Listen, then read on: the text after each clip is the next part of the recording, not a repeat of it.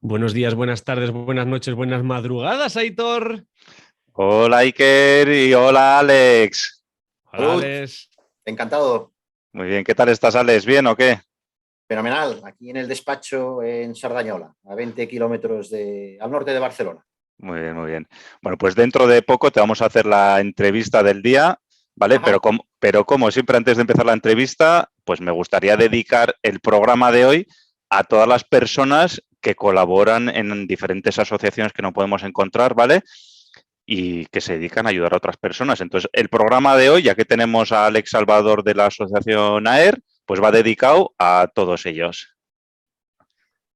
Aitor, la semana pasada hablamos de cómo trabajar la atención al cliente para ofrecer una experiencia memorable y nos preguntábamos, ¿qué crees que podrías mejorar de cara a la atención al cliente en tu puesto laboral? Pues Iker, la verdad es que el podcast de la semana pasada fue súper interesante y lo que voy a hacer es recomendar a todos los tendencieros que lo escuchen porque atención al cliente somos todos. Efectivamente, sí, señor. Y bueno, antes de empezar también recordaros dónde nos podéis encontrar. Estamos en tendencierosindustriales.com, tenemos un pequeño canalito en Instagram, en YouTube, en LinkedIn y también nos podéis escuchar en todas las plataformas de podcasting. Yo creo que todas y que no se nos queda ninguna. Ya sabéis, si queréis ayudar a más personas, compartir, dar recomendación, darle al like, 5 estrellas y para que el contenido le aparezca a más gente. Eso es, suscribiros y compartir a otros tendencieros que los demás puedan disfrutar también, pues como hoy, de esta maravillosa entrevista que vamos a realizar a Alex. Bueno, y sin más, como siempre Y sin más, decimos, arrancamos arrancamos motores. motores. Para hablar de robótica y automatización. Alex Salvador es gerente de la Asociación Española de Automatización y Robótica Air Automation. Alex, ¿quién es Alex? Bueno, lo primero, buenos días o buenas tardes donde nos estéis viendo. Es un placer estar aquí en nombre de la asociación, como habéis dicho, máxime en un podcast que es Tendencieros Industriales, donde intervengo a título de gerente de la asociación. Alex Salvador es una persona que ahora mismo tengo a punto de cumplir 54 años, o sea, creo que soy boomer en categorización. Estoy felizmente casado con mi compañera de vida, tenemos un chaval que hoy mismo cumple 12 años. Hola, enhorabuena. Y muchísimas gracias, y soy una persona básicamente feliz, por no extenderme mucho. A nivel de formación, soy economista con MBA, lo cual es bastante redundante. Yo siempre he dicho que el perfil potente es el de ingeniero con MBA, pero bueno, cada uno es lo que es, pero llevamos con dignidad, ¿eh? Y soy de los economistas, además, que no ven llegar las crisis. Hay que situarse siempre desde la humildad. Lo digo porque recientemente tuvimos a Niño Becerra en nuestro último summit de la asociación y él sí que las ve, ¿eh? Yo me en el otro Dicen lado. lo Y que la suele... verdad es que toda mi carrera profesional la he desarrollado en el mundo industrial, en multinacional y en pyme. Empecé en lo que para mí fue una escuela de marketing industrial magnífica, que fue Torras Papel, el grupo Lecta, hace ya como 20 años. Allí aprendí el 90% de lo que he seguido tirando durante toda mi vida profesional. Eso me dio unas bases muy estratégicas de marketing para afrontar después la gestión. Después ya pasé a pyme, donde lideré equipos a nivel de marketing comercial y luego a nivel de dirección general, pero siempre con intentando mantener esa visión estratégica, ¿no? de medio largo plazo. Y en el interim he sido consultor freelance, de hecho soy consultor freelance actualmente por las tardes. Para la asociación estoy contratado por las mañanas como gestor y pues llevo adelante o intento ayudar a pymes de Cataluña, sobre todo en temas estratégicos, comerciales y de marketing. Básicamente este es un resumen, Samari, muy Casi nada. sintetizado. Un lujo tenerte aquí hoy con nosotros, Alex. Y Muy bien. por cierto, los economistas dicen que son los mejores historiadores, ¿eh? Bueno, sí, se podría discutir, hombre. La historia yo creo que la hemos de conocer todos, Sí, aunque sea para no repetir los errores, como os he así dicho. es. Es que a toro Pero, pasado se explican muy bien las cosas. Correcto, correcto, vale. Ya veo que iba por ahí. Pues sí, no, eso está claro. Pero yo como ya me he adelantado diciendo que no las veo venir, ahí estoy cubierto. Ahí estoy cubierto. Bueno, y para situarnos un poquito más, Alex, explícanos un poquito qué es esto de AER, qué tipo de asociados hay, en qué consiste la asociación. Bueno, AER es un lujo a nivel de gestión.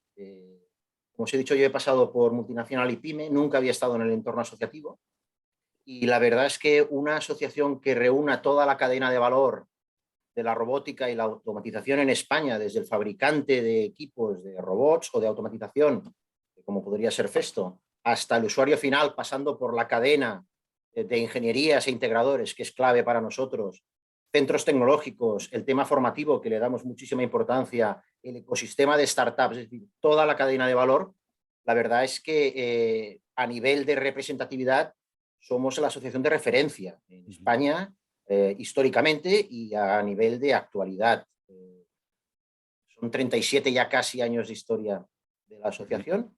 Nacimos en 1985, coincidiendo con el nacimiento, también lo tengo que decir, del Ruta 66, con lo cual me permito meter una cuña de que la robótica como la cultura es segura, correcto, pero en esos 37 años lo primero que hicimos cuando teníamos 2 años de vida fue ser miembro fundador de la Federación Internacional de Robótica en 1987. Es decir, esto es un dato relevante porque a pesar de que, insisto, atacamos la automatización en su sentido más amplio, pero la génesis de la asociación es robotera y el anclaje a la IFR como su representante oficial en España nos da un marchamo de una certificación, desde luego, de representante oficial y sobre todo una seguridad de unos datos muy consolidados a nivel de tendencias de robótica, de sectores con potencial, de parque, de ubicación relativa de España frente al resto del mundo, que seguro que son temas que salen más adelante. Por tanto, AER es, por resumirlo, la asociación de referencia en automatización e industria 4.0 y robótica en España, hasta el punto que en abril, el 1 de abril de este ejercicio, nos vamos a adherir finalmente a la COE, que nos vino a llamar directamente a la puerta para que integráramos su magnífica confederación como únicos representantes de estos sectores que dominamos, ¿no? La robótica y la automatización. Por lo que dices, Alex, de obligado cumplimiento para cualquier persona que trabaje en industria, para cualquier tendencia industrial, seguir a AER y seguir a tendencias industriales también, claro. Sin duda, en paralelo. Somos un equipo. Alex, ¿qué objetivos tiene la asociación? ¿Qué retos se marca para los próximos años? ¿Proyectos a corto, a largo? Un poco, ¿qué nos puedes explicar? Bueno, a mí me gusta decir que es el proyecto que me han dado la oportunidad de liderar. Yo llevo 2 años al frente, 2 años y un poquito. No tiene techo. Es decir, lo vamos a llevar donde nosotros queramos. Nosotros son de momento los 91 asociados que tiene la asociación. Hemos hecho un crecimiento orgánico relevante en los 2 últimos ejercicios. Pasamos de 40 a 60 asociados en 2020 y de 60 a 90 en 2021. Y este año el reto, y me meto ya en la pregunta, no es tanto orgánico como estratégico. Es decir, la misión de la asociación es doble: contribuir a automatizar la pyme española para mejorar su competitividad, por descontado. Y ahí están esos fondos europeos y ese papel de lobby que queremos ejercer este año. Y, en segundo lugar, garantizar el acceso fluido de talento joven, cualificado, a la industria 4.0. Sabemos de las necesidades de la industria de talento cualificado, de la problemática de conseguir ingenieros y sobre todo ingenieras para determinados puestos, con esa tasa de desempleo juvenil en torno al 30%, que es más o menos el mismo porcentaje de puestos que faltan por cubrir, con lo cual, haciendo una ecuación sencilla, si potenciáramos realmente todo lo que es la formación STEM, pues contribuiríamos muy mucho a disminuir ese paro juvenil. Esa es la doble misión. La visión, convertirnos en un referente de la industria 4.0 en España, sin ninguna duda, y con proyectos de alcance ibérico, siempre considerando España y Portugal, ¿no? Sí. Muchas de nuestras filiales, muchos de nuestros asociados directamente gestionan desde España tanto el mercado español como el mercado ibérico. Ya os he dicho un poco el tipo de asociados que tenemos, ¿no? Desde, yo, por citar un poco, por daros números gordos, el 50% de los asociados son fabricantes, un 25% es canal, ingenierías y integradores, y el 25% restante son centros tecnológicos, centros de formación y ecosistema de startups, que está creciendo mucho. Ese es nuestro reto. Os decía que es un año muy estratégico, digamos, este tercer año de consolidación del nuevo proyecto de AER, que por descontado no tiene que ver solo conmigo, sino con una renovación de junta directiva que acometimos en 2020. Y la verdad es que es un lujo tener en junta directiva al talento que tenemos, porque son organizaciones top de España en los diferentes ámbitos de cadena de valor, y estamos totalmente alineados. Es un proyecto en el que creemos todos y en el que, como decía antes, si conseguimos aliarnos estratégicamente y ese roadmap que tenemos diseñado, del cual no puedo dar demasiados detalles, pero que va en línea con colaborar con asociaciones homólogas de diferentes palos de la automatización, pues yo creo que en año y medio podemos pasar de representar, no sé, 600, 800 millones de euros de mercado a 3.000 millones de euros de mercado. Y ese papel de lobby ya se afianzaría. Sí, muy interesante. Has dicho muchas cosas, Alex? Sí, me tenéis que cortar, disculpad, Se porque presenta un año... sobre todo es un año de reto, es un año fantástico para estar, porque está por hacer. Recuerdo que cuando me incorporé al puesto, el anterior gerente, que hizo un trabajo magnífico, Marc Ullé, al cual saludo desde aquí, en circunstancias mucho más adversas que las mías, me dijo: Alex, este es un trabajo que no hay un día igual al anterior. Y dije: hostia, pues aquí me quedo. Aquí me Este es el quedo bueno. mientras me quieran, ¿no? Pero me debo a la junta directiva y a los asociados. Pero la verdad es que hay un montón de proyectos que todavía no han nacido, pero que tenemos que acabar durante el ejercicio. Por tanto, eso implica salirse de la zona de confort constantemente. Pues muy interesante porque además es un reto muy ambicioso el que tenéis por delante, ¿eh? Hablando de los asociados, ¿vale? Decís que tenéis un montón de un 50% asociados que son fabricantes, un 25% que son integradores, otros tantos que son centros tecnológicos, pero estos, cuando hablamos de integradores, cuando hablamos de fabricantes, incluso cuando hablamos de centros tecnológicos, los centros tecnológicos entre sí compiten por ayudas europeas, los integradores compiten entre sí por proyectos en clientes que haya en las diferentes geografías, en los diferentes segmentos industriales, y los fabricantes de componentes también competimos o compiten entre ellos, ¿no? Por vender su producto a estos integradores, ¿no? ¿Cómo se gestiona todo esto, ¿no? ¿Cuál es el reto de gestionar que todos estos asociados que a su vez compiten entre sí colaboren? ¿Cómo lo haces? Bueno, eso es una gran pregunta, porque sí que es un hecho algo diferencial que me he encontrado, insisto, en 2 años solo de experiencia respecto a gestión que podía tener un poquito más por la mano de empresa privada, ¿no? Yo diría que en general los retos de gestión vienen a ser los mismos. Es decir, alinear un montón de talento que a nivel de especialización es muchísimo mejor que tú, y así tiene que ser, para que converjan en un objetivo común, ¿vale? Por tanto, en ese sentido no hay diferencias, yo os diría, entre una empresa privada o gestionar una asociación. El privilegio de gestionar una asociación es que en vez de contar con un equipo de pues, una dirección de marketing, una dirección de recursos humanos, una dirección de tecnología, tienes el privilegio de contar con 90 directores de marketing, 90 directores de tecnología, 90 directoras o directores de recursos humanos y 90 CEOs de las empresas asociadas, ¿no? Entonces, eso que podría dar vértigo, en mi caso, me lo tomé como un auténtico lujo desde el inicio, de seguir aprendiendo por descontado y efectivamente de alinear, ¿no? Estos objetivos que son comunes en lo que puede ser la foto más grande, pero que evidentemente cada asociado busca una cosa diferente o puede buscar un beneficio, un retorno diferente de la asociación, ¿no? Entonces, eso, y entrando ya en temas de gestión, yo os diría que hay 3 cositas que hay que traer ya de la cuna directamente, y luego 3 características que se van desarrollando o se pueden desarrollar con el desarrollo profesional. Lo que hay que traer de casa, desde luego, es la humildad, en primer lugar. Eso por descontado. Yo estoy convencido de que los grandes líderes, en los que no me incluyo, pero los que he seguido mucho a lo largo de mi carrera, son los más humildes. De hecho, los grandes líderes no los ves, no están en LinkedIn probablemente muchos de ellos, porque se dedican a gestionar sin tanta divulgación. Por tanto, la humildad por descontado. En segundo lugar, la voluntad de servicio.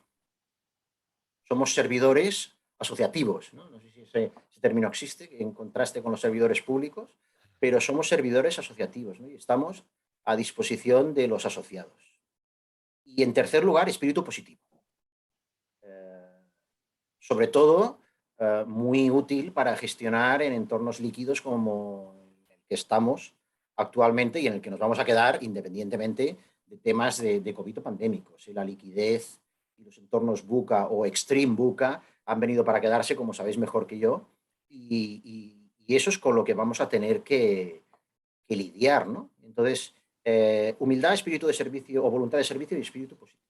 Y luego hay 3 cositas que el otro día estaba interactuando en LinkedIn con un contacto profesional que tuve de mi paso por PyME, en el mundo del flexible packaging, un vicepresidente de Flex, y es muy activo en redes sociales, ¿no? Entonces, él definía las 7 Cs de un buen liderazgo. Claro, aquí todo el mundo se inventa una letra, ¿no? y vendes el libro. O sea, si lo buscas, la encuentras, ¿eh? Sí. Podrían ser las 7 Zetas y las encontraríamos, ¿no? Pero en este caso, además, viniendo de un profesional de su prestigio, la verdad es que interactuamos, fue muy divertido, y yo citaré 3 de esas Cs para no aburrir la audiencia. La primera es calma, por descontado, ¿vale? Hay una soft skill, no sé si llamarla así, que veo muy poco en los currículums de LinkedIn, en los procesos de búsqueda, que es el equilibrio emocional, perdón. Yo creo que todo líder debería tener esto como top 1. ¿Vale? Es decir, ¿A qué te refieres con equilibrio emocional, Alex? pues esos liderazgos bipolares, abstenerse. El equipo tiene que estar anclado constantemente con una visión nítida de por dónde va la compañía o la asociación, independientemente de los inconvenientes atmosféricos que pueda haber fuera. Entonces, no puede ser una gestión que dependa o que dé vaivenes, ¿no? O acelerada o ralentizada en función de los aspectos externos, porque los entornos líquidos, insisto, están ahí y van a estar siempre. Entonces, la centralidad es fundamental para gestionar, ¿vale? Porque eso te permite, bueno, ligar con otra de las Cs que para mí son particularmente necesarias para gestionar, que es la coherencia. ¿Vale? La calma, digamos, sería un tema más intrínseco, y la coherencia yo creo que te la da el trabajo. Es decir, para liderar hay que trabajar muchísimo, para gestionar hay que trabajar muchísimo. Como decía, creo que era Picasso, pero luego lo ha repetido mucha gente, la inspiración te tiene que pillar trabajando, y la creatividad, que todo puesto de líder también conlleva, te tiene que pillar trabajando, ¿no? Entonces, la coherencia también lleva implícita la credibilidad. Y eso, para gestionar una asociación, sí que es un tema muy diferencial, porque estás trabajando con información sensible de competidores. Y por tanto, tiene que ir a misa que toda esa información, por descontado, se gestiona de manera neutra y confidencial. Evidentemente, trabajamos como asociación con un compliance muy estricta a nivel de colusión y de datos de mercado, evidentemente, que no pueden surgir o salir durante las reuniones, pero a nivel de gestión como gerente, esa credibilidad solo se puede conseguir con los años, ¿no? Con los 20, 25, 30 años de experiencia profesional, ¿no? Entonces, por tanto, hemos dicho calma, equilibrio emocional, hemos dicho coherencia, y yo diría en medio, ubicaría la claridad, la visión, por descontado. Has de tener un proyecto, has de tener un proyecto, has de tener un relato, que es fundamental, y has de saber contarlo, ¿no? Y convencer, por descontado, ¿no? Ganarte ese ascendiente sobre el equipo de manera natural, que caiga por su propio peso, desde luego sin imposiciones en absoluto, ¿no? Entonces, esa claridad, esa visión, sí que empieza a ser un poco ya obligada traerla en la mochila, sobre todo cuando ya estás en la segunda fase de tu etapa, no solo profesional, sino vital. Decía Salvador Paniker, ahora igual me salgo un poco, pero ya me volveréis No vosotros. pasa nada, no pasa nada. Decía Salvador Paniker que hay que aprovechar la primera mitad de tu vida para construir un ego fuerte que te diferencie y te permita crecer, sobre todo a nivel profesional, porque, ostras, cuando empiezas en el mundo profesional, te has de empezar a diferenciar, hay mucha competencia, hay mucha gente muy válida, y entonces has de ir construyendo esa personalidad y ese ego, ¿no? Pero que lo más inteligente que puedes hacer con la segunda mitad de tu vida es desprenderte de ese ego. Y evidentemente yo ya estoy en esa segunda mitad, pero sí que es cierto que lo que has de traer cuando te incorporas a un puesto de estas características es una agilidad en hacerte con la foto grande del puesto que vas a ocupar y tener la visión clara de por qué estás en este puesto y qué beneficios puedes aportar. Pero estoy hablando de beneficios a cortísimo plazo, los famosos quick wins. Esos, la foto grande tienes una semana para hacerla, desde que estás en la silla.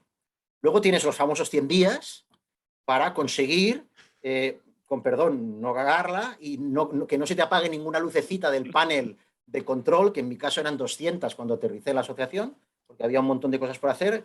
Y entonces, bueno, yo dije, a ver si llegamos a Navidad sin apagar la correcta o la incorrecta y que se estampe el avión, ¿no? Me gusta decir que me han dejado pilotar un Airbus magnífico, tecnología europea, por supuesto, con 4 motores, que son los 4 grupos de trabajo de la asociación, evidentemente, en cabina la junta directiva y los 300 asociados que tendremos dentro del Airbus, ¿vale? Entonces yo soy únicamente el piloto y los primeros 100 días no has de apagar la luz que no tienes que apagar.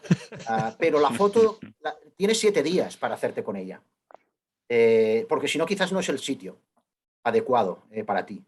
Y esa visión y esa claridad, junto con la tranquilidad, la calma y la coherencia y un poco el demostrar al andar, hacer camino al andar, como decía el poeta, pues yo creo que son características, algunas de ellas muy, muy, muy necesarias para gestionar un entorno asociativo.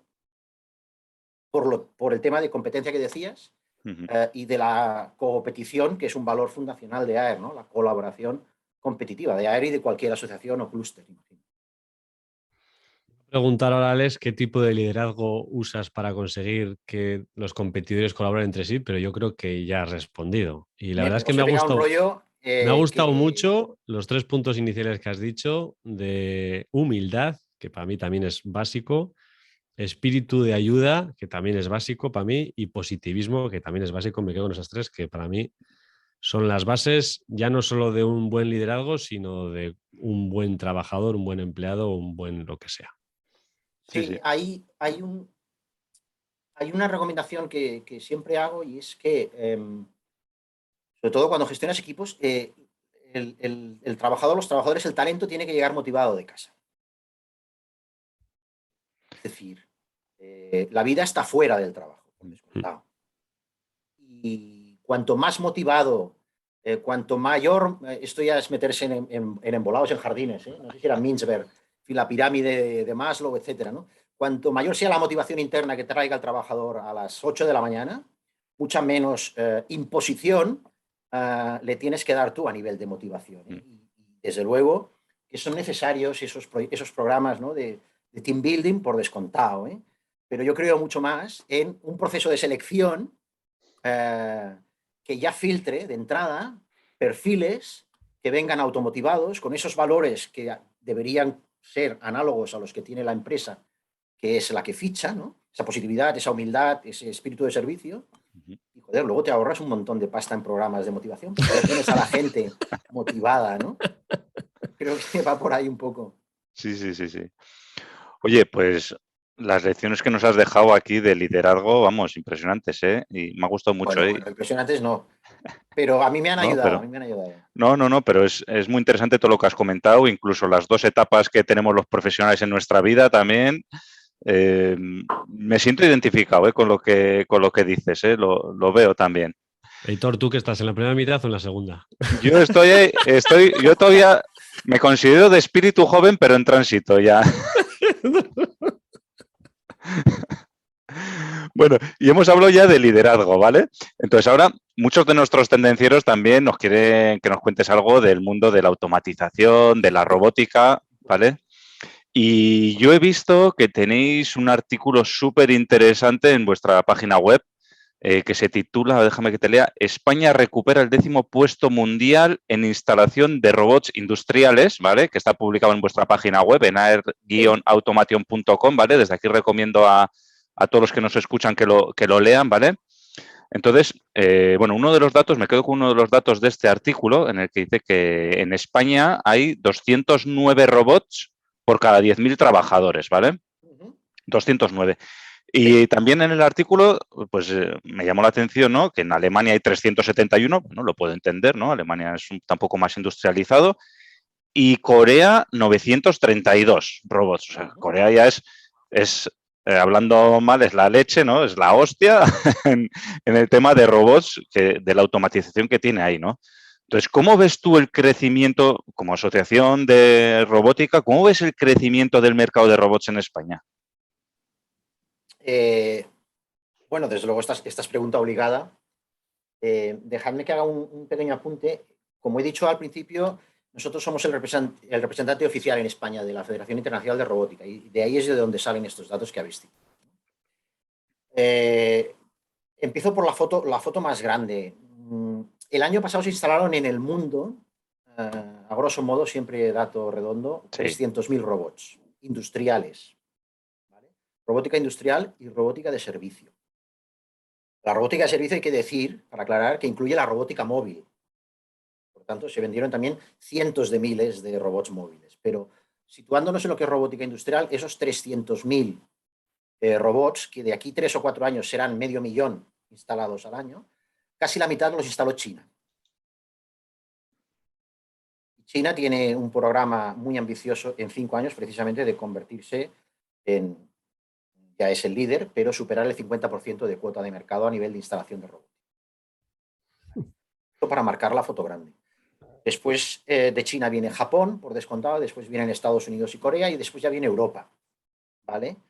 Con Alemania, Italia, Francia y España por ese orden. Somos el cuarto instalador de robots industriales a nivel europeo, con alrededor de 3.500 robots el año pasado. ¿Sí? El máximo pico que ha instalado España de robots fue en 2018 por encima de los 5.000, para situarnos. ¿Vale? 5.000 robots al año. En aquel entonces, de los 5.000, pues la mitad iban para industria del automóvil y el año pasado, de esos 3.500, ya solo un 40% fueron al automóvil, pero un 20% fueron a alimentación y bebidas y un 20% a maquinaria, metal, herramientas, correcto. Por tanto, ya se ven industrias de futuro, tractoras, que van reemplazando un poquito al automóvil, que como sabemos es cíclico y además está ahora mismo en una disrupción tremenda con todo el tema. Entonces, situémonos en esos 3.500 robots individuales, ¿no? Industriales. Hablabas tú de un dato que es la densidad de robots, que es el número de robots instalados por cada 10.000 trabajadores de la industria. ¿Correcto? Tú has citado los 209, que es la media de la industria española, pero es una media ponderada entre lo que podríamos decir que es la industria del automóvil y el resto de industria manufacturera. Ese dato en industria del automóvil es superior a los 1.000. En España. España es la segunda potencia europea en densidad de robots en la industria del automóvil. Y esto es un lujo, porque es una industria que a pesar de los vaivenes cíclicos, está totalmente anclada, consolidada y blindada a nivel de empleo también. Hemos visto alguna noticia como la de Nissan, pero han sido noticias menores para lo que ha pasado en otros países. En Francia, por ejemplo, en 2020 se les paró completamente la industria del automóvil. Nosotros eso lo pasamos 2 años antes. Pero España es una potencia mundial a nivel de automatización de la industria del automóvil y eso debe ser un ejemplo que ya estamos viendo que está trasladándose a otras industrias. Por tanto, esos 209 es una media entre los 1.200 y pico que tiene España o 1.100 y pico en automóvil y los 100 y poco en industria general. Y es ahí donde hemos de incidir. Y es Ahí posible, sí, sí, ahora pregunto yo, ¿es posible que en España también tenemos un sector turismo muy grande?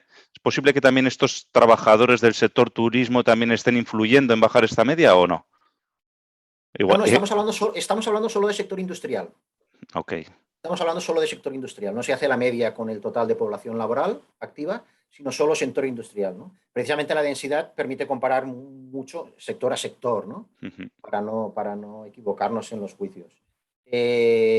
No, los deberes que marcan esa media de industria general es que ahí hay mucho campo por claro.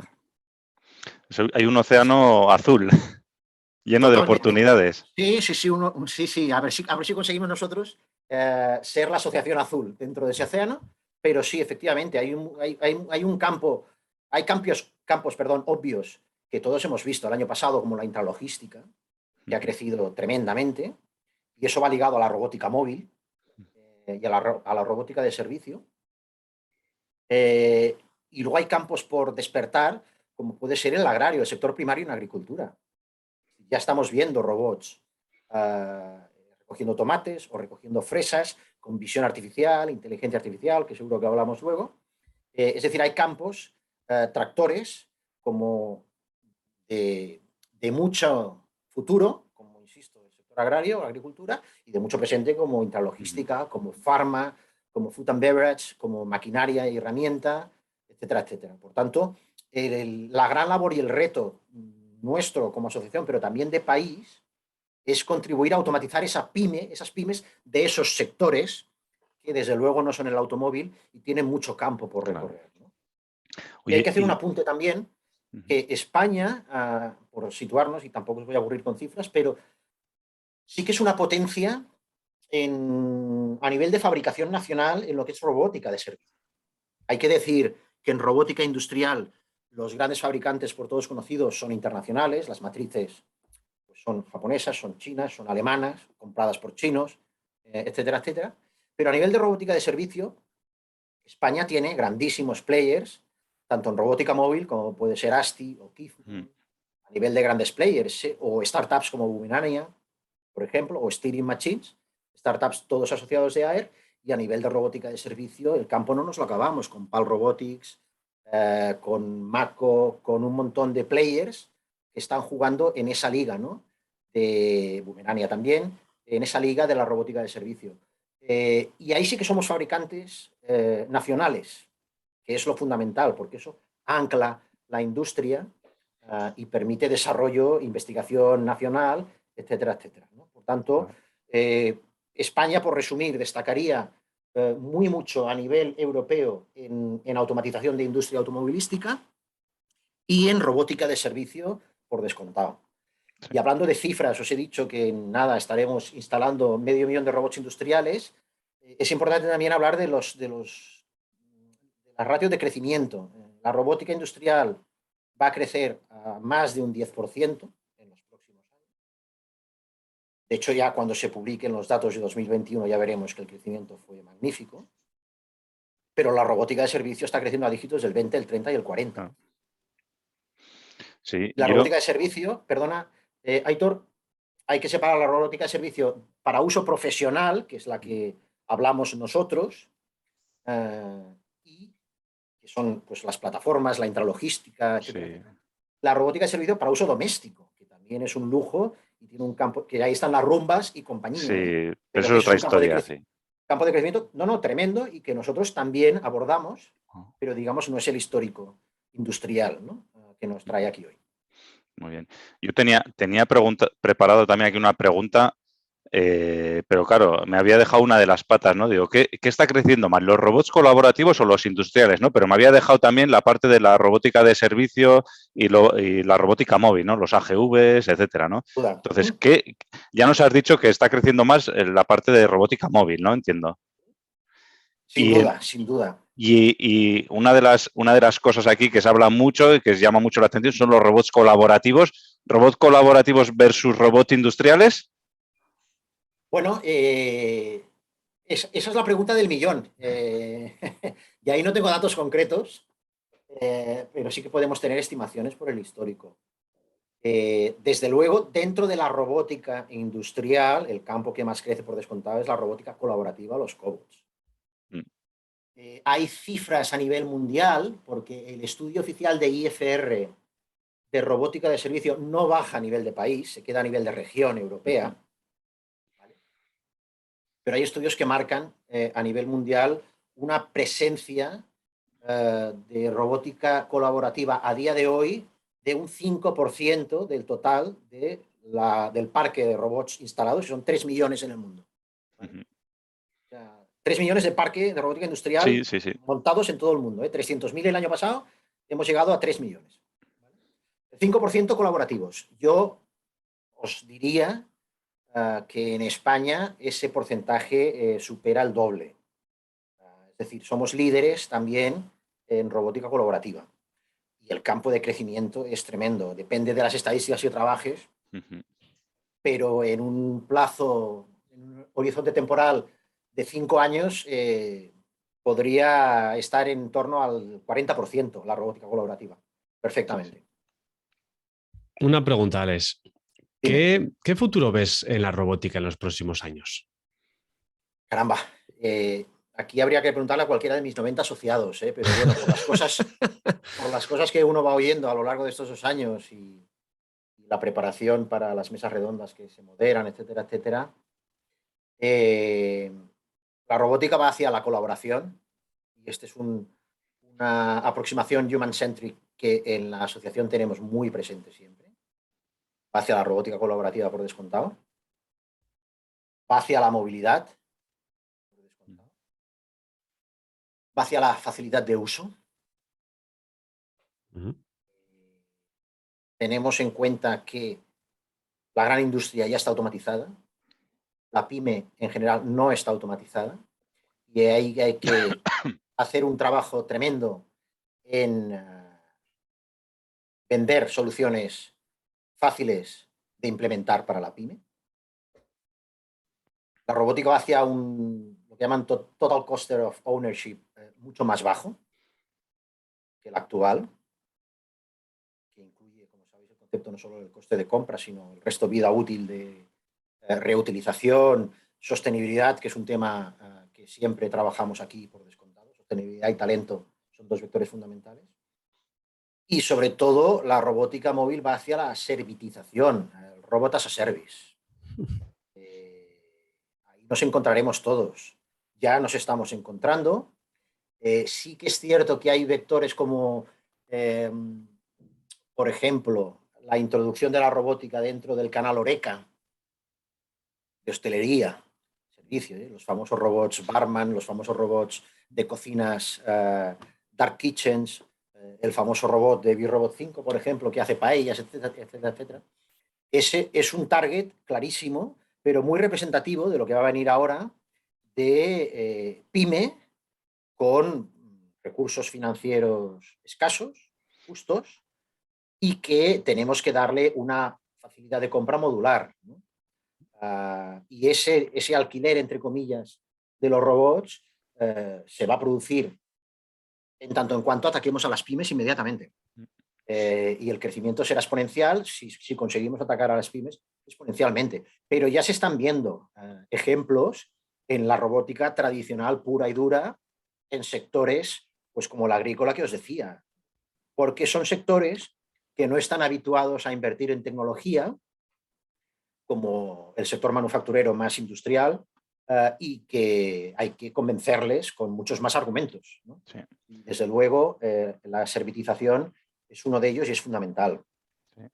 Bueno, te nos estás adelantando, aquí con todas estas ¿Sí? cosas que nos estás diciendo, No, no, Pues que está muy bien, que está muy bien. Y lo puedo que pasa es, repetir, pero sí, lo que pasa es que en lo que dices tú, la agricultura, claro, es más complicado, pues, un robot que vaya recogiendo tomates porque tienes que añadirle un sistema de visión, algo de selección, etcétera.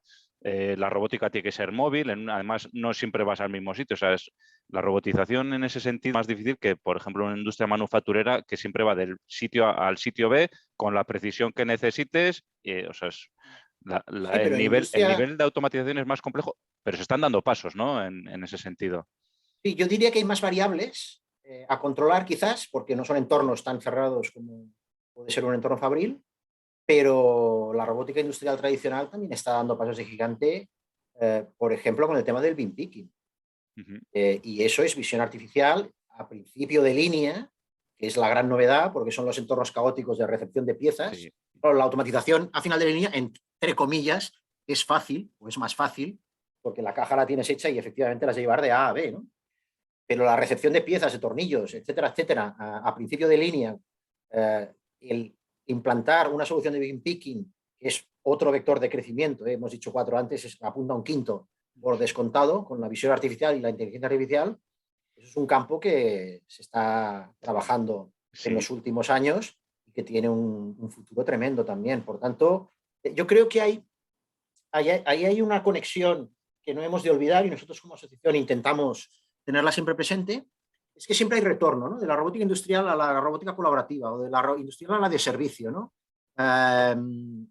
Se puede aprender y yo creo que se están retroalimentando constantemente, ¿no? Todos estos tipos de robótica, porque al fin y al cabo es automatización, ¿no? sí. Y ahora te voy a pedir una cosa, Alex. Vas a sacar la bola de cristal Sí. y Dime, de todas dime. estas cosas que están saliendo, que nos has comentado, nos has dicho varias cosas de futuro ahí. Si tuvieras que elegir una, dices, ¿cuál va a ser en los próximos, un año, no, en los próximos 3 años? ¿Cuál es la que más va a destacar de todas estas cosas que nos has dicho? Sacando la bola de cristal, obviamente, que no somos adivinos, pero bueno. No, no la tengo, no la tengo. No la tengo ni para los conciertos. Sé al que voy a ir esta noche, pero el de mañana ya no sé si podré ir. Lo que sí que tengo son muchos inputs de los asociados. Yo si tuviera que citar algo, si tuviera que sintetizar en un solo concepto, Sí, sería todo el tema de Big Data. Datos. Y eso va muy ligado también con inteligencia artificial. El otro día leía, creo que era La Salle, hablar sobre la soberanía tecnológica de Europa, que está en juego en estos momentos, ¿no? Como continente, como player, como región, en medio de Estados Unidos y China, que llevan dándose hostias mucho tiempo, ¿no? Y Europa está un poco en medio. Uh, según los más negativos, sin conseguir armar un proyecto, y según los más positivos en los que me incluyo, armando un proyecto complejo, porque hay que unir 30 o 30 y pico sensibilidades diferentes, ¿no? Pero yo creo que ahí está la clave de la evolución, en trabajar, en ser capaces de articular el análisis de un montón de información que viene, por ejemplo, el otro día veía un vídeo de Eurecat de sensórica aplicada a el proceso de curación del fuet, de embutidos, ¿vale? Un proyecto clarísimo de intervención o de las bondades de intervención de un centro tecnológico, ¿no? Con ayuda pública, para atacar la automatización de las pymes que tienen menos recursos, ¿no? O un ejemplo claro, citando a Pils, otro asociado nuestro, de sensórica del túnel de Le Perthis de Francia que conecta Francia con España, ¿no? Toda esa sensórica para el tema de viento, para el tema de evacuaciones, etcétera, etcétera. Son dos ejemplos de multinacional, de proyecto grande y de proyecto pequeñito, ¿no? Y tienen un nexo común, que son los datos. Millones de datos, ¿no? Para el mantenimiento preventivo, y eso va ligado con el digital twin, en fin, hay un montón de vectores de desarrollo con un potencial enorme, pero que van ligados a un único tema, que es el dato. Y a mí lo que me gustó de ese artículo de Asahi es que está escrito en positivo y que estamos a tiempo de que Europa lidere la batalla por el dato industrial. Hay unas estadísticas por ahí de patentes de 5G, por ejemplo, en las que Europa es líder a nivel mundial.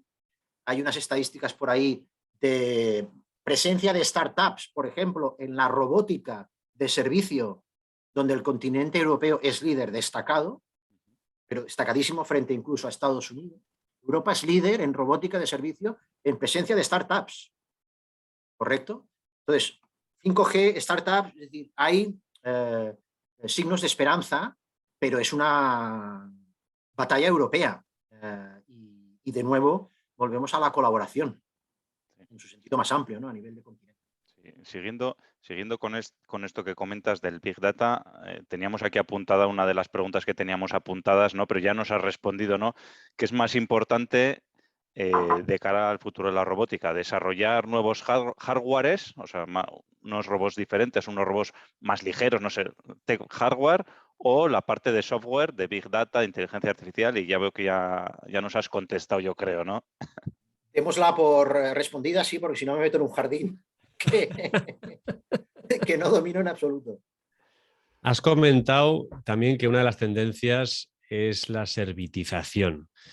¿En qué lugar quedan los trabajadores en todo este auge de la robótica? Al final, ¿qué opinas de la servitización? ¿Es posible que un fabricante se dedique a alquilar robots a empresas como si fueran trabajadores? No, yo creo que ese enfoque es erróneo. Sería erróneo. Yo creo que el tema de talento y de recursos humanos va más ligado a la colaboración que a la servitización en sí, porque no deja de ser unas condiciones de adquisición de hierro, ¿no? de hardware en este caso. Ya os he dicho que el vector de crecimiento de la robótica industrial más importante va a ser la robótica colaborativa. Y eso lo indica todo. Es una robótica que está especialmente diseñada para colaborar al lado de un humano. Manejáis vosotros las estadísticas del Fondo Monetario o del Foro Económico Mundial. Ese surplus de 12 millones, ¿no? de puestos de trabajo netos que se van a crear con toda la automatización en los próximos años. No sé, son 95 de nuevos de crecimiento, 83 que se van a perder, pero en el fondo, más que números, es un concepto de que la robótica y la automatización no es un tema de ahora, sino es un tema de hace más de 100 años, con la destrucción creativa, todo el tema de Schumpeter, el determinismo tecnológico, ¿no? Que es realmente la innovación, el vector de crecimiento disruptivo de riqueza de un país, perdón, es la innovación, ¿no? Estamos en una innovación en un 4.0, pero el 1.0 también fue disruptivo, ¿no? Y también afectó al talento. Hay que transformarse y hay que transformarse con ese enfoque human-centric que siempre hemos defendido desde AER y teniendo claro que ha de ser un acicate para una recualificación del trabajador que ya tenemos a nuestra disposición, del talento que ya tenemos a nuestra disposición. Hablamos siempre de talento joven, pero por descontado el talento senior, entre los que me incluyo, también necesita, y ahora más que nunca, ¿no? Entonces, estamos viendo que el robot que vendrá a sustituir las tareas repetitivas, monótonas o directamente peligrosas, necesitará de un programador, ¿no? Y probablemente ese trabajador que antes colocaba piezas en una línea de producción, ahora se tiene que reciclar y tiene que aprender a programar, ¿no? Y la empresa le ha de habilitar esos canales para que se forme adecuadamente y se convierta en un colaborador, ¿no? Por tanto, la tecnología ya no es la robótica. En general, hay que aceptarla como un hecho y sumarla a nuestro favor. Por tanto, respondiendo a tu pregunta, no va tanto ligado a la servitización como a la colaboración. Y la propia denominación ya responde, ¿no?, a la pregunta. Oye, y para ir acabando con la entrevista, Alex, voy a hacerte una pregunta un poco polémica, ¿eh? Ya sabes que aquí Hacienda somos todos, ¿eh? Va a haber menos puestos de trabajo, entonces, ¿pagarán seguridad social los robots? Caramba. Eso yo te diría que si hicieras ahora un panel con 5 de mis asociados, 10 minutos, saldría una lista de 10 prioridades mayores que trasladar a las administraciones públicas españolas que la de tasar a los robots. Sí. No parece que ahora lo más inteligente que podemos hacer es tasar la inversión en tecnología.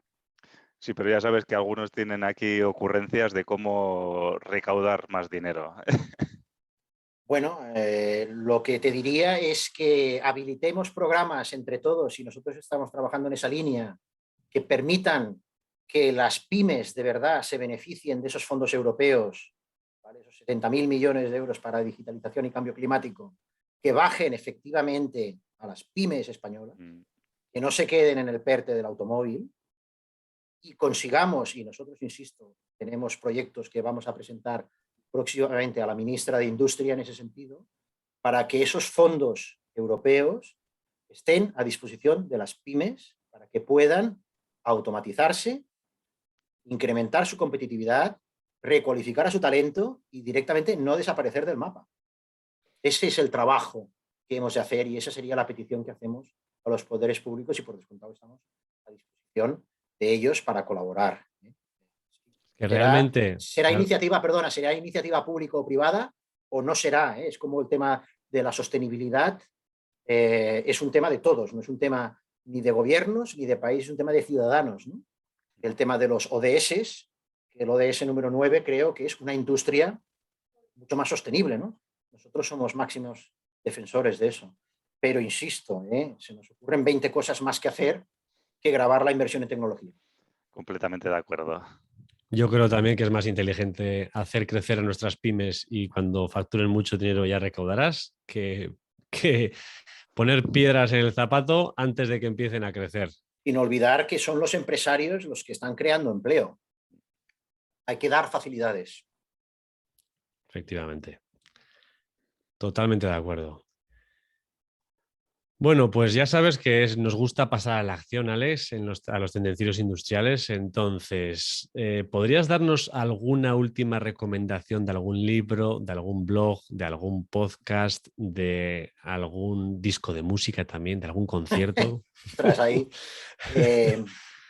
Te podría dar todo y será muy analógico. Y lo siento, me tiro piedras como gerente de la Asociación de Robótica y Automatización, pero ya he dicho que es obvio que soy boomer. Por tanto, van a ser recomendaciones de libros y en papel. Muy Discos bien. sí también os puedo recomendar alguno, pero el directo de los Stones, el Get There, Jaya's Out, de la gira con Mick Taylor, por ejemplo, el mejor directo de la historia. Pero bueno, libros sí que os puedo recomendar 3. Y esto es la única pregunta que me he preparado. Bueno, está bien. Os recomendaría, en primer lugar, Vida líquida de Bauman. Zygmunt Bauman, ¿vale? El gran pensador. ¿Por qué? Porque estamos viviendo en entornos líquidos, insisto, antes de la pandemia ya eran líquidos y después de la pandemia seguirán siendo más líquidos, ¿vale? Por tanto, el gestionar en entornos líquidos es bueno tener un concepto más filosófico, esa liquidez, ¿vale? Yo me voy al humanismo, que es lo único bueno que tenemos. Bueno, lo único bueno no, cuidado lo que ibas a decir. Cuidado, lo único bueno que tengo yo como economista, que es la ciencia de las humanidades. Y es una recomendación que le hago siempre a los jóvenes cuando a veces me invitan a dar alguna charla. Les digo algo que a los rectores no les gusta mucho, es iros un año, dejar los estudios a mitad si queréis, hacer Erasmus y viajar por el mundo y luego volver, pero aprender de la vida, ¿vale? Y sí que les digo que aprovechen para ir en tren con el Interrail y que lean a los clásicos. Hay que leer a Aristóteles, hay que leer a Nietzsche, hay que leer a Epicuro un poquito o a Séneca en función de por dónde tires, pero está todo escrito hace 2000 años. O sea, no inventamos nada. Por tanto, esa vida líquida de Bauman nos permite anclar en el concepto filosófico en el que estamos. Luego hay... ¿Cuál era el otro? Sí, por supuesto. Para navegar en entornos líquidos hay un libro precioso que es La resistencia íntima. Ensayo de una filosofía de proximidad, de Josep María Esquirol, que además fue Premio Nacional de Ensayo, creo que en 2016, si no me equivoco, y que te da las herramientas para sobrevivir en un entorno líquido. O sea, primero hemos entendido lo que es un entorno y una vida líquida, pero luego damos la solución, ¿vale? Y esa la da Josep María Esquirol. O sea, que mejor en ese orden. Sí, sí, sí. Y aboga por el retorno a la vida pequeña, ¿no? A la cercanía, por valorar, está escrito antes de la pandemia, por valorar el detalle, la comida en la mesa con la familia, la comida con los amigos, ¿no? El día a día, por descontado. Yo soy un creyente desde hace muchísimos años, pero siempre es bueno que los que saben te lo digan y dices, hostia, pues no estoy tan despistado en la vida, ¿no? Porque esto lo llevo haciendo yo en remoto y parece ser que va bien, ¿no? Lo recomiendo muchísimo, además está extraordinariamente bien escrito, pero te da las pautas de lo que verdaderamente importa. Que si te lo lees, pues siempre es bueno porque no has de estar a expensas de uno de esos golpes de la vida que a todos nos han pasado para darte cuenta de lo que verdaderamente importa. Hostia, léetelo y no hace falta que te des la hostia. Así ya sabes lo que importa. Y luego es un tema ya más particular mío, que es un manifiesto, no llega libro, que es la utilidad de lo inútil, de Nuccio Ordine, que creo que es de la misma fecha más o menos que el de Esquirol, la utilidad de lo inútil.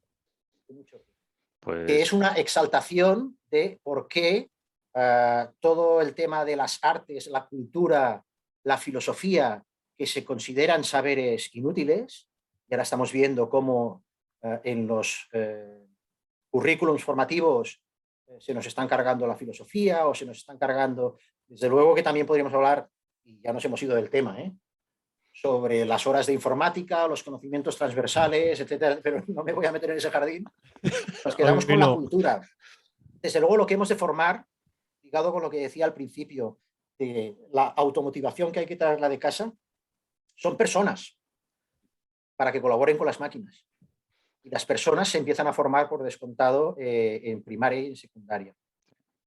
Y ahí el tema de los saberes inútiles, entre comillas, este manifiesto, que es delicioso, porque a su vez da un montón de 50, de ahí sacaréis Iker y Aitor, un montón, 50 recomendaciones más de lectura, porque es un compendio de flashes, de saberes que el mainstream ha calificado como inútiles, pero que, joder, valdría la pena tenerlos en cuenta, porque nos iría mucho mejor. Yo, Alex, te agradezco mucho estas recomendaciones que nos han dado, que hasta ahora no habíamos tenido estas recomendaciones, que se salen de las cosas tradicionales que recomienda todo el mundo y que puedes encontrar en redes sociales, con lo cual te lo agradezco enormemente estas recomendaciones. Y desde aquí nosotros, desde Tendencieros, también solemos decir lo que dices tú, que sí, la tecnología, hace falta muchos perfiles tecnológicos, pero es que ahora más que nunca tenemos una serie de dilemas que requieren de una filosofía también que nunca hemos necesitado tanto como ahora. O sea, esta parte hay que reforzarla mucho más si cabe que hace 20 años. O sea. Decía el sabio que para cualquier proyecto que implementes con garantías de éxito, has de contar con 3 perfiles, siempre dentro del equipo fundador. Desde luego uno es el ingeniero, vaya por delante, y no os estoy dorando la píldora. Desde luego el ingeniero es el que sabe. Luego has de meter un gestor, por descontado. Y luego decía que has de meter a un poeta, en el sentido de trasladado a la creatividad, a la disrupción, a la intervención de cultura con empresas, etcétera, etcétera. Cuando le contesto a un gestor que sabía de verdad, me dijo que gestionaba equipos por cientos o por miles, no por decenas, me dijo, y cada vez hay que meter más un cuarto perfil, y es un filósofo, Alex. Muy bien, muy bien. Oye, Alex, por ir acabando ya, poco a poco vamos ya acabando la entrevista. Oye, ¿a quién te gustaría que entrevistáramos en Tendencieros Industriales? ¿Quién crees que puede ser un buen perfil? ¿A quién nos recomendarías? ¿A quién le echas la caña para que lo entrevistemos? Pues le echo la caña y le mando muchísimos saludos. Le doy la bienvenida a la asociación, aunque haya sido de manera indirecta, a Verónica Pascual de Asti, Ajá, muy bien. que como sabéis han llegado a un acuerdo estratégico con ABB recientemente y con la cual no he tenido el gusto de hablar directamente, aunque la conozco sobradamente y me interesaría mucho escucharla sin duda. Muy bien, oye, pues recogemos aquí el reto que nos lanzas de entrevistar a Verónica. Desde aquí, Verónica, no sé si nos estarás escuchando, pero llamaremos a tu puerta. Muy bien. Suerte. Bueno, para ir acabando, ¿qué crees que debería tener, Alex, un auténtico tendenciero industrial en este 2022 o qué debería trabajar? De tendenciero musical a tendenciero industrial, la curiosidad, sin duda, la creatividad, que es algo inherente, ¿no?, al mundo artístico. Y, y eso siempre. En este entorno en el que estamos, la creatividad, el otro día veía un vídeo de las charlas TED, y la traducción ahora no me acuerdo, lo que los anglosajones llaman grit, que no deja de ser, me parece, arrestos o coraje o, bueno, ligado un poco con la resiliencia también, ¿no? Habían hecho un estudio tremendo, ¿no? De perfiles válidos, ¿no? De los perfiles que triunfan en cualquier organización, desde organizaciones militares a organizaciones privadas, ¿no?, o asociativas, o en escuelas, ¿no? ¿Quién acaba los estudios? Y había una característica común que era el grit, que era el coraje, la capacidad de los arrestos, ¿no?, de acometer el proyecto, la valentía y la resiliencia, sabiendo que probablemente las 2 o 3 primeras veces te vas a estampar, pero que eso es bueno, porque es donde se aprende más, ¿no? Por tanto, esa combinación Muy bien. de Creatividad. origen, curiosidad para gestionar lo que sea, pero más una industria disruptiva como en la que estáis vosotros, en la que estamos, la 4.0, y coraje. Muy bien, oye, Alex, pues aquí Personalidad. Decía el filósofo, cito el último, sí. decía Schopenhauer que la personalidad es la mayor fortuna, ¿no? Entonces, construir esa personalidad diferencial. También que te haga, te ponga un poco aparte del resto de tendencieros industriales. O sea, también diferenciaros dentro de los tendencieros industriales, ¿no? Porque imagino que con el éxito de este post cada vez tendréis más. Y es importante buscar siempre algo de diferenciación en todo lo que se hace, ¿no?, para marcar un poco un relato propio. Muy bien. Esperemos, como bien dices, cada vez llegar a más tendencieros y tendencias industriales. Oye, acabamos la entrevista, Alex. Muchas gracias por tu mensaje positivo y por todo lo que has compartido con nosotros, por tu apertura y por el que te has abierto y nos has dado un montón de mensajes, un montón de cosas súper positivas que el que esté escuchando lo va a poder aprovechar en su vida. Y para finalizar, ¿dónde te pueden encontrar los tendencieros industriales? En los bolos, de noche en un concierto. Donde haya música, ¿no? Buscarme. De haya música. No, fuera bromas. Estoy a vuestra disposición, Aitor, Iker, y a disposición de los tendencieros en la asociación. Tenéis todos los datos en la web. Os invito a que veáis y os bajéis desde la web nuestro anuario Insight, la segunda edición, que está disponible en Flipbook, que son 100 páginas de valor añadido tremendo por parte de expertos y de asociados, con casos prácticos. Os animo a que sigáis el Automation Review, que podéis acceder a la revista digital de la asociación desde la propia web de AER, nuestro canal de LinkedIn por descontado, que intentamos mantener activo y dando valor añadido cada día, y tenéis mi móvil a disposición. Yo creo que en el perfil de LinkedIn está el mío personal, me podéis llamar por ahí. Oye, pues muchas gracias, Alex. Pondremos en las notas del programa, pondremos los links a AER y a Sí, LinkedIn. por favor.